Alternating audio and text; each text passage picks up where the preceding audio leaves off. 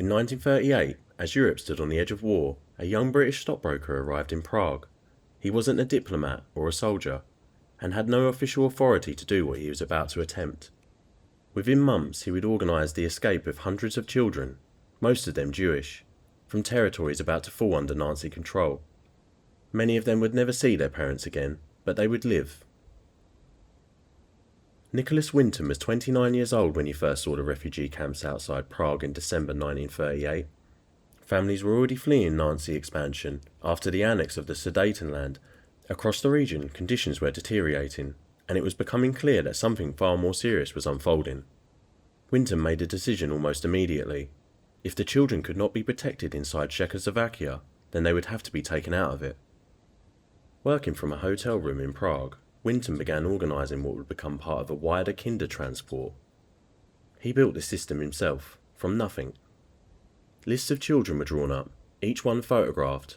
Names, faces and ages were recorded, then matched where possible with families in Britain willing to take them in.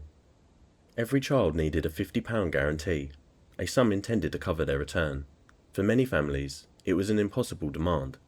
Back in London, his mother worked to keep the process moving, handling the paperwork, securing permissions, pushing each case forward, but across Europe the situation was changing, and time was running out. Between March and August 1939, 8 trains left Prague. On board were children travelling alone, some as young as 5, each carrying a small suitcase and a label around their neck. In total, 669 children were transported safely to Britain. The final train was scheduled to depart on September 1st, 1939. It would have carried over 200 more children. That morning, Germany invaded Poland. The borders closed. The train never left. Almost none of those children survived the war. Winton never spoke about what he had done. For decades, the story remained almost entirely unknown. There were no interviews, no recognition, just a scrapbook filled with names, photographs, and documents kept quietly at home. In 1988, his wife found that scrapbook in their attic. It led to a BBC programme, That's Life, where Winston was invited into the audience. He was told nothing in advance. However, as the show unfolded, the host asked a simple question. Was there anyone in the audience who owed their life to Mr. Winton? One by one, people began to stand.